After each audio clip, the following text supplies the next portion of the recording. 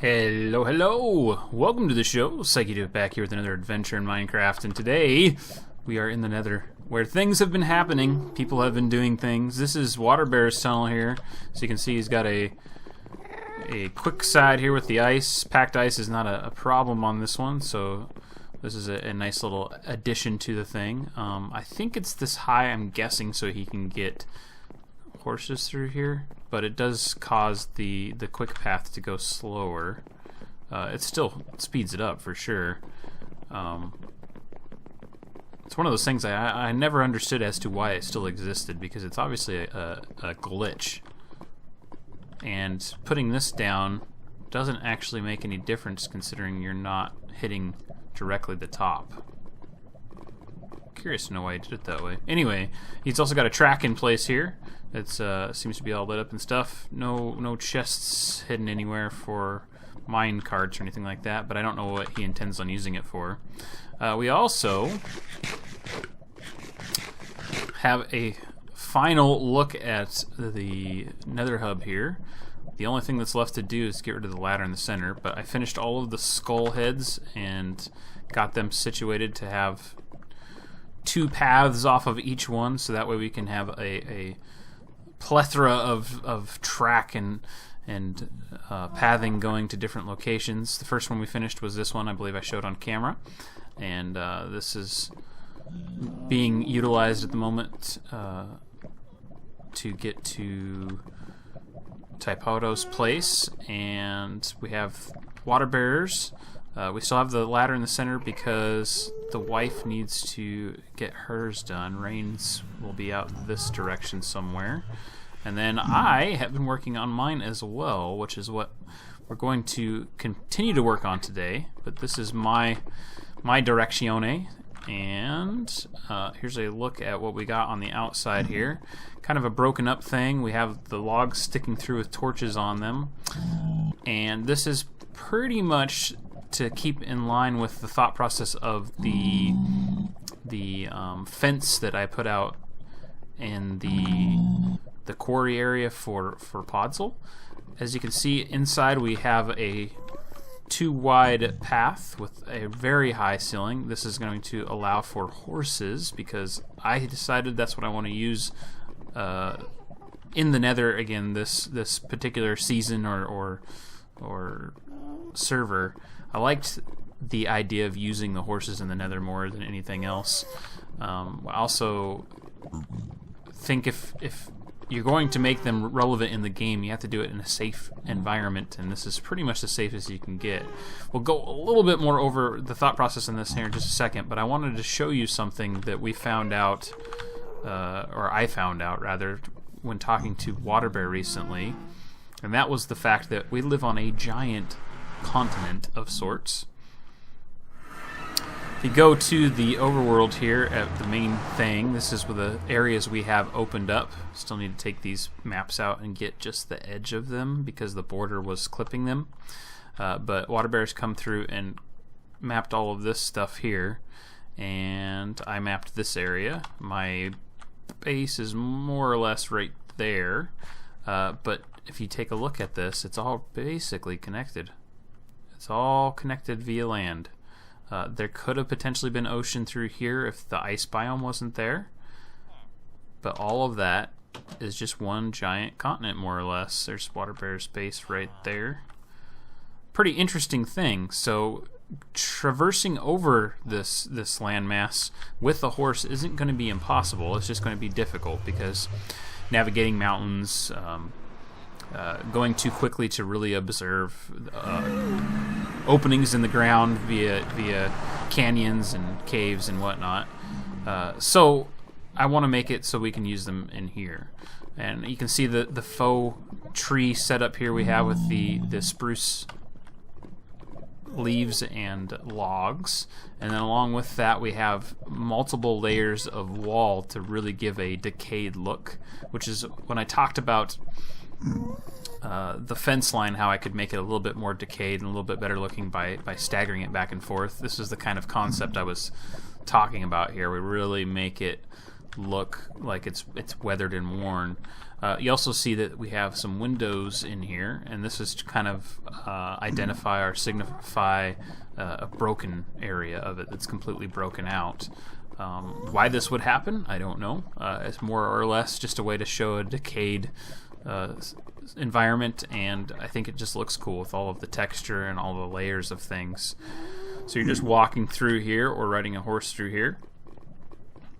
You'll have windows to see different aspects of your outside environment here in the Nether, but it looks very calming in my opinion, and along with that, the lighting in here is more now of a green or blue hue because of all of the gray actually has a little bit of blue in it, and then the green obviously has green in it. It makes it brighter and lighter without using a single light source. There's no torches in here, there's no hidden glowstone or jack-o'-lanterns. The only light that's coming in through this section is from the windows that are by the lava, aside from the natural light that is in the Nether. So it would be a little bit darker if we didn't have these windows, but as you can see, them being staggered the way they are gives a good amount of lighting via the lava, and it worked out really well to create a nice environment. Should have plenty of room to ride a horse on here, and we didn't eliminate spawning altogether with pigmen. As you can see, there's plenty of full blocks for them to spawn on, but I did reduce that considerably by bringing in the half slabs in the center. The other part of that was to allow some more headroom for horse riding, and more importantly, if you're going through here, you want to give, or I wanted to give the appearance of being at the same level as the lava. And for some reason, just based off of it being although it's a 3D environment, it's still 2D. This isn't, actual 3D render. It kind of forces the lava to look lower than it actually is. You get it the most from right here. If you take a look at that right there, you see the lines. It looks like the lava is actually a block lower than the stone, even though it's at the same level. Drop down, and all of a sudden it makes the lava look like it is the same level, like it almost is going to come into this here. So I'm going with the ideas that give the illusion of what I wanted to perceive when I was walking through here, and it seemed to do the trick. Now, to continue this, I want to continue the same kind of thought process, and that's going to mean a lot of work because I don't think I've ever ran this entire stretch with you, but it is quite lengthy. I'm not afraid of it. I just know it's going to take a long time, and it's not going to be something that's going to be done on camera or in multiple episodes because it's going to be more of the same. There is, however, a situation that I think calls for some sort of natural hub environment where I need to have all these mini hubs off of my line. Because my line's so far out, I want to create ways to get to certain things or add extra paths as time goes on. You'll notice that I am on, if I'm looking at it, the left path. That means the right path is open. So if somebody was to just basically come straight across mine, it would go right here. Well, that's fine and dandy. That also means that that one could stretch out diagonally in that direction and work just fine.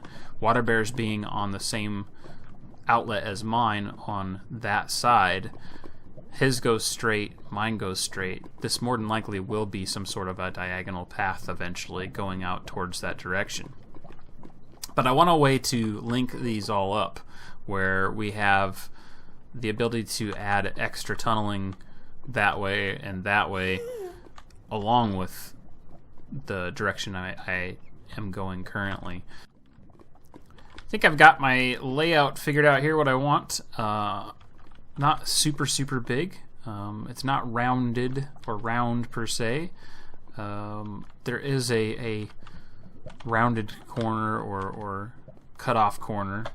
Didn't like the idea of having a square area. I don't know how this is going to relate or translate, I guess, to doing this kind of thing here. being on the corner, there's a lot of stuff that won't connect correctly, but we'll figure that out as we go. It's fairly big size, and I know what level and layer and everything that I want stuff at. I got some lava I got to take out of here, and I will definitely do that. But first, want to figure out the center, because that's where I'm going to be keeping a horse corral. So I need an area that's fairly large for the horses to sit in, and I need to make sure that it will work to keep them there and they won't get out of that area. Now, translating this to that shape is going to be a little bit of an issue, but I think we can do it pretty easily just by creating a square to start off with, and then coming out from that shape to give the same idea. Something that still hasn't really been fixed in this game is the fences. They don't work quite the way they're supposed to.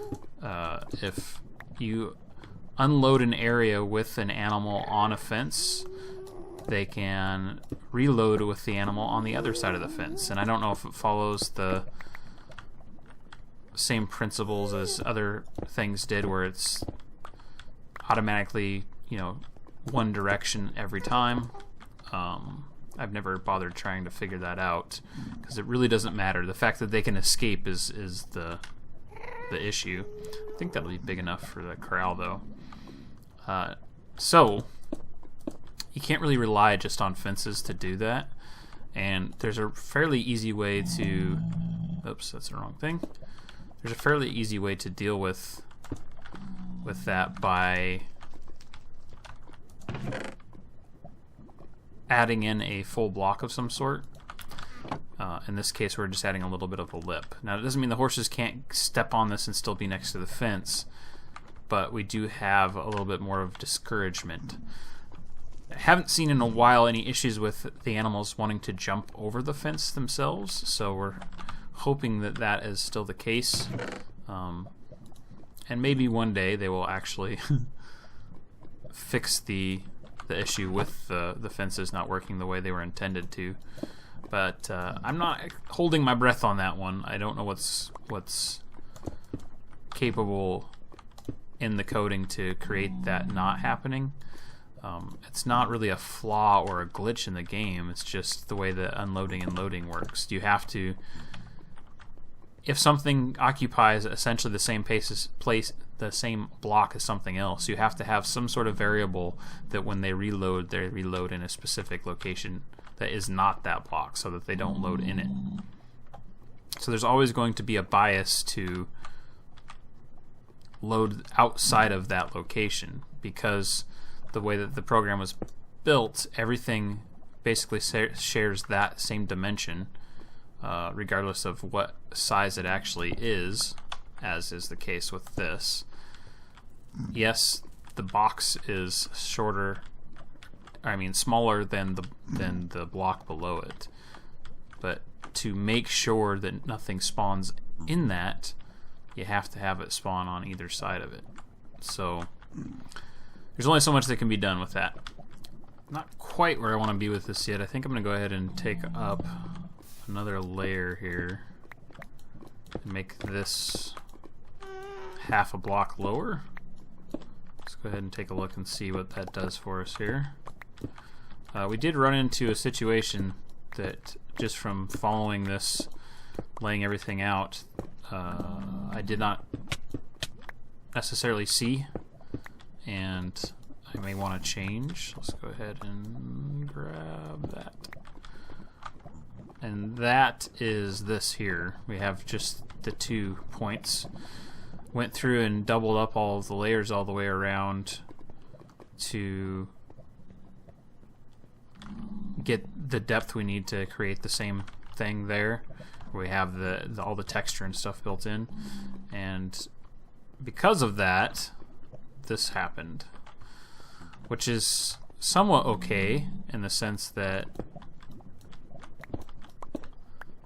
I didn't want to have a round thing anyway. I just kind of wanted the ends kind of cut off.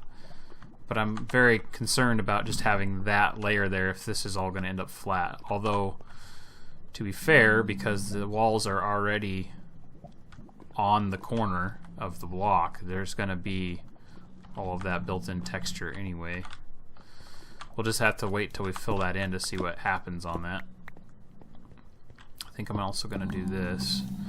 If you now go around this, essentially you have the same width in this as you do in the tunnel, more or less. And I also put in all the directions that I want to go with it, so we can figure out what to do with those things there as well. Now, if someone was to make the decision, and I don't know why they would, but if someone was to make the decision to make this go straight this way, they're not going to be running into this. So hopefully if somebody does decide to build this way, I can talk to them and convince them to go on the diagonal first, or even bend it and then go straight that way before they go that way. Having built on the diagonal the last server we were on, where my whole tunnel was on the diagonal, I understand the problems that it creates when doing that.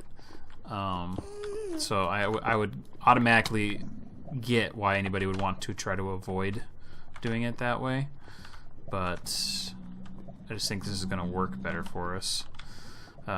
Giving this space now, we have the ability to jump over this block here a little bit. Not that we didn't from here. We have the ability to jump over this block a little bit easier. I might push the fence out of another one. I don't know. We'll see. I mean, that's a pretty big corral area. Could fit quite a few horses in there. I don't see why we would need a larger area, but we'll figure it out as we go along here. I do know we need to make sure we can jump the horse over here without taking damage ourselves, getting stuck in the block up above. So we'll see. So we have the layouts put in. I did keep the fences where they were, but moved this back like that. I think we're going to keep that in place. But as you can see, I put in some spruce logs, and that kind of leaves in that thought process of the trees like we did in the tunnel itself. I still don't know if I want to put some in the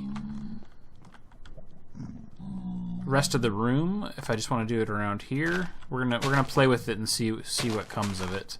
I'm also concerned a bit with putting all four in here. I did opt to not make them symmetrical, which I think was a good choice, but because they're so close to each other, it still may have the wrong effect that I'm looking for. I don't know, we'll see. I also went ahead and put in a little bit of lava in the roof right in the center here, just to add some light in the center of the room. And then I started toying around with different things here. As you can see, I got a couple of pieces of glass in. I even got so far as to start the rock around this one. And that's something that I kind of need to toy with and see what's going to work for us. But I want to have some windows in place. I don't want to cover everything with window, because it's just going to be...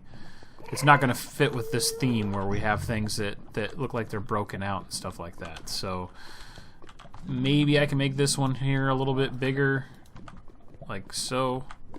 Careful, there's a ghast over there. Let's go ahead and do like that, maybe. We could do something like that effect there.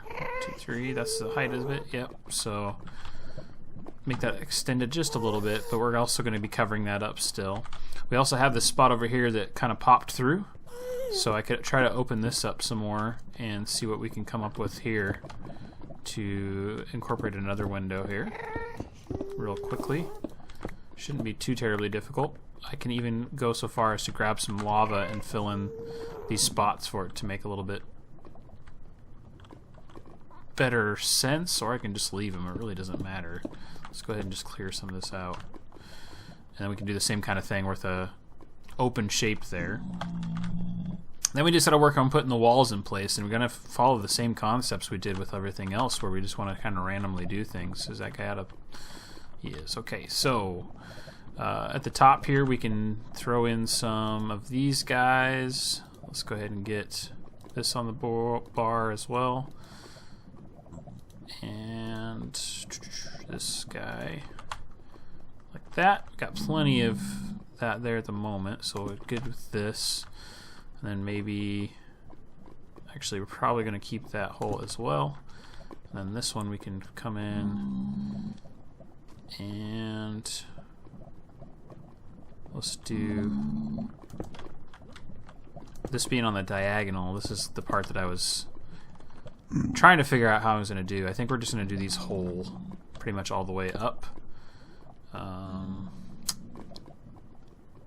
We can bring some of that in like so. The bottom one is completely hidden, so got that. We'll come to the edge and then we can continue on like a normal. For this, if we go say boom and boom, that still covers everything up. We can add a little bit of more of the interesting. So now this is going to be all covered up behind it, so we can pretty much not have to worry about doing the outside. I didn't spend a lot of time on it, but as you can see, I did try to make it the outside braked up. That's a word. Broken up. I don't have to worry about that anywhere that it's going to be covered. So we can just kind of work on trying to fit things into the inside and making them look good. Like we could do 2 of these in a row. Yeah, we're going to see a little bit of whatchamacallit through there, nether brick, but it's not going to be too bad. And then I can wrap that around like so. Let's go ahead and actually there's plenty of green there. Kind of continue on with that thought process. Once we have everything in place, we'll just do a little bit of a wall here. Let's go ahead and set this down right here, make a big gap like so. And we'll just go ahead and toss that in there. So we have this in place, and we just can come back and see where we can place things in front, kind of bulk it up. So like right here, really good example, just kind of pop that right there. Up here we can do this and that. Nope, wrong block. Like it's kind of torn away. Then maybe a thing sitting right there because it's on the diagonal. It actually pops up, shows up really well. Here, let's go ahead and push this out by going. Let's do a full block there with one of these guys. And down here we can put a stair in. We can connect 2 of these together and kind of draw this out. Also adding some interest by having the moss in behind the non-moss and then continuing that on. Have a little bit of an area where it covers the window. And that's basically all you have to do is just kind of continue that thought process through everything. And here we have a couple of areas where we can pop some more stuff up.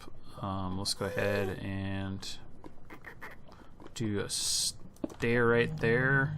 And we got this right here. We can cover that up like so. And then same thing on here. Bring this out and one of these over to a stair right there. Basically, random. That's all you have to remember is just be completely random about it, and you'll get a more or less natural feeling popping through everything. So basically that process, if I follow that all the way around, I think we'll be good. I can start hollowing this stuff out and figure out kind of how I want to make it understood that this heads somewhere. Do I want to leave it open like it is now, or do I want to put a definite block here with a sign on it? Kind of figure that stuff out. And then we'll get the rest of these walls in place here and see how that takes form. So I just have this last little section to figure out. The only thing I want to do with this over here is basically have roof access, which means I don't really have to go far out or anything like that to get in place what I want to get in place. I'm going to go ahead and make sure that everything is cobble as best as I can so I know what's what. Let's see here. I'm going to want to go one more in, so probably one more out as well.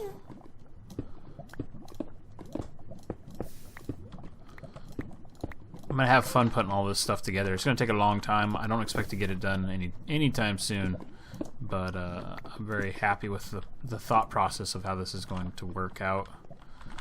Looks like I also need to put in this like so. Let's see here. Go ahead and do one green there, and bring that all the way over here. Okay. So that'll be, is that right? Yes, that'll be the way in to the staircase, and then we just got to dig back up through here and see where this leads us. I feel like this corner is way too defined here. This should be like in, like that. Yeah. Now we're cooking with fire. Right. Let's go ahead and put that in there. And let's do that.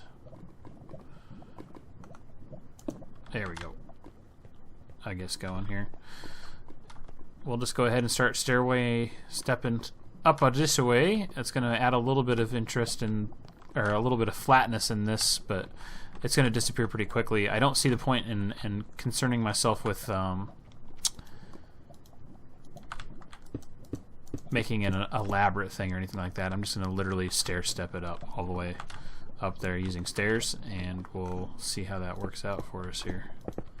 Under construction. So this is the direction we don't really have anything going on in. I'm going to just leave it as that for now, and if somebody decides to build out that way and we can connect this up to something, it is there and ready to go.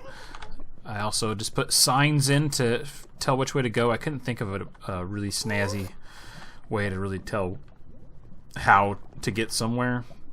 Hanging them from the ceiling just didn't work. Didn't like it.